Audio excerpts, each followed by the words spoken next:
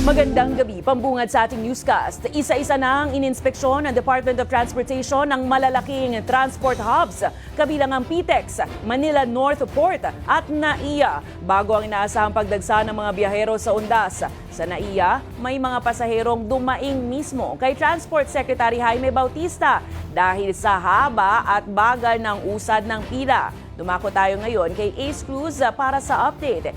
Ace, ano ba ang aasahan ng mga uuwi ng probinsya ngayong undas? Barbie, asahan ng medyo magiging pahirapan ang biyahe ngayong undas matapos ngang maipon ang ating mga pasahero sa bus at barko dahil nga sa pananalasa ng Bagyong Christine. Habang sa NAIA naman, may problema pa rin sila operasyon nito sa ilalim yan ng bago nilang private management. Isang araw bagong inasang dagsa ng mga pasahero na uuwi sa mga probinsya ngayong undas, nag-inspeksyon na si Transportation Secretary Jaime Bautista sa iba't ibang transport hubs. Kabilang dito ang PTEX kung saan marami na mga pasaherong bumili ng tiket pa uwi ng probinsya. Ang problema natin, talagang napakaraming gusto ng biyahe. Dahil siguro yung iba naapektuhan yung previous travel nila because of the typhoon, no? And ngayon lang sila nagbibiyahe. And ngayon nagsabay-sabay. So far naman, it's manageable, no? Simula nitong Lunes, umabot na sa halos 160,000 ang pasahero sa PTEX kada araw. Tataas pa ito habang papalapit ang araw ng mga patay. Ayon sa Transportation Secretary, nauna nang nagkasa ng random drug test sa mga bus drivers.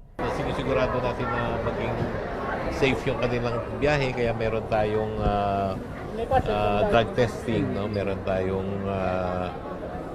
pag-check nung airworthiness ng mga bus, no? Naka-full alert status na rin ang pamunuan ng Philippine Ports Authority o PPA, lalo't inaasahan ng 1.6 milyong pasahero sa iba't ibang pantalan.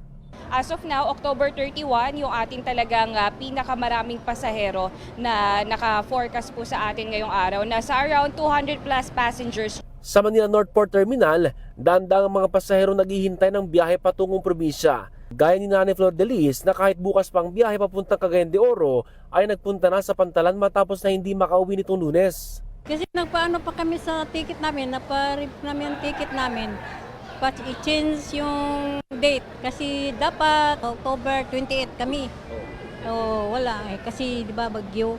Nilibot din ni Secretary Bautista ang NAIA Terminals na ngayon ay nasa pamamahala na ng private operator na New NAIA Infrastructure Corporation o NNIC ng San Miguel. Kailan lang ay maraming pasahero nagreklamo dahil sa mga problema sa mga bagahe at water interruptions na NAIA. Ayon sa NNIC, tinutugunan na nila ang mga problemang ito. At nakita namin na talagang aging na itong mga baggage handling system natin na to at kailangan na nating mag-acquire ng new systems. Naka-order na ang New NAIA Infra Corporation ng 5 EDS machines. Yung dalawa dyan will be arriving in November, 3 in January. Hanggang 135,000 kada araw ang peak na inaasang dagsa ng pasahero sa NAIA sa mga susunod na araw. Kaya may mga pasaherong dumaing mismo kay Secretary Bautista dahil sa bagal na usad ng pila. It's good that they check in ahead of schedule, no? Normally, kung ang requirement ng airlines ay 2 hours, no? Siguro dapat gawin nilang siguro at least 3 to 2.5 hours, no? Para siguradong hindi sila maiwan ng kanilang mga flights, no? Nilinaw naman ang NNIC na hindi nila sakop ang issue sa mahabang pila sa immigration counter dahil ahensya ng gobyerno may hawak dito. Sa kabila naman ng mga problema sa ating transport hubs dito sa ating bansa, ay batay naman sa assessment ng DOTR ay naging maayos sa pangkalahatan ang sitwasyon sa ating mga transport hubs. Pero paalala nila sa ating mga pasahero ay maghanda at maging mapagpasensya sa mga hamon na pwede nilang karapin sa kanilang biyahe ngayong undas. Barbie?